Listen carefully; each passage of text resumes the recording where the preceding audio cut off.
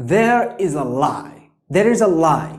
And this lie kills the anti-hero. In other words, the anti-hero is killed by the following lie. You want to know what that lie is? Actually, I analyze books. If you want me to analyze your favorite book like this particular video, please recommend it down in the comments below. But number two, I make daily uploads. So please,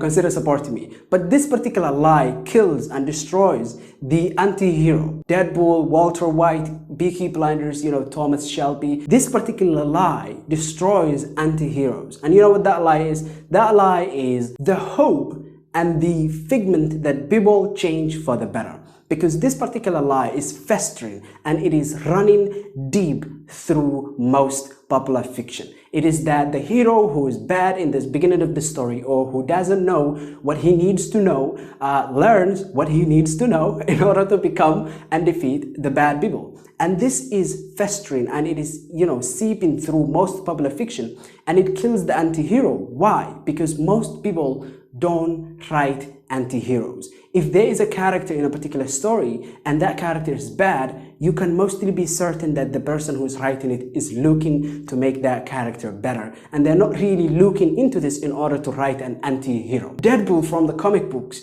actually not the Deadpool from the movies. I don't like that. That one is just a straight hero, okay? That one is a straight good guy. But I'm talking about Deadpool, the real Deadpool from the comic books, who is an actual asshole that you care about, is actually, a very interesting character and a good example of what the anti-hero is. But a new example, a new option, a new character, a new favorite of anti-heroes out there. One of my favorite is actually Locke from Lies of Locke Lamora, and specifically the book series called Gentlemen Bastards. And Scott Lynch with Lies of Locke Lamora actually showcases why I love the anti-hero, because the reason why I love the anti-hero is two things, right? First of all, what is an anti-hero? An anti-hero, in simple terms, in my eyes, is a lovable asshole. In other words, the first part is they are lovable, but the second part is more important for the definition and what makes them anti-heroes, because guess what? They are not necessarily a good person. They are mostly someone who's a terrible person, like Thomas Shelby from Peaky Blinders.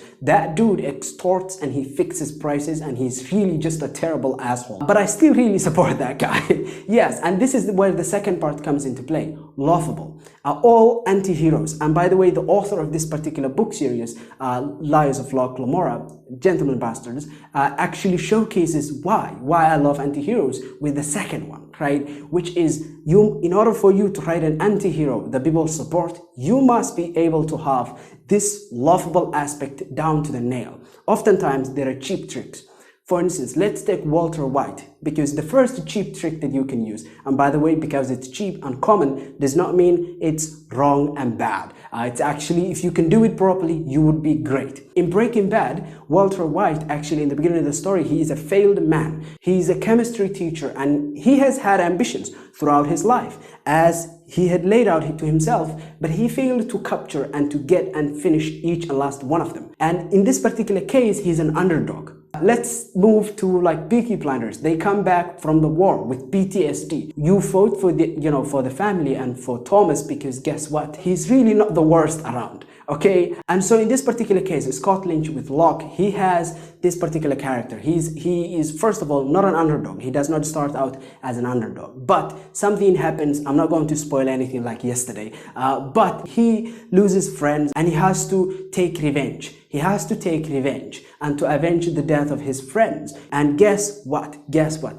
In this particular story, he becomes an underdog. He does not start out as an underdog, but eventually he becomes an underdog, and that is crucial. But also, number two, he's not the worst around. There are way worse people. Like, Locke will scam you for money and coins and wealth and crowns, but Locke will not really kill innocent women. Locke will not really poison people, as seems to be happening in the story and as other people are trying to do. So he's an underdog and he is lovable because he is not the worst around. And this happens a lot in the story and you notice it, and I just couldn't help vote for this guy. It does help. He's witty, like, you know, Deadpool, and it is really fun story to read. I absolutely recommend it. In the summer, I'll actually start book 2, and so that is how you write an anti-hero. Basically, go read Gentleman Bastards. It is the perfect anti-hero example because it does everything. Like Peaky Blinders, you know, Breaking Bad, Deadpool, they do one of the things, but with Scott Lynch and you know, Gentleman Bastards, basically all the tricks, all the things in known knowledge, it's there. Yes, and I love the world building in this story. I love the characters, I love the protagonist, I love the plot, I love the prose. Oh my goodness, dude, the prose is so good.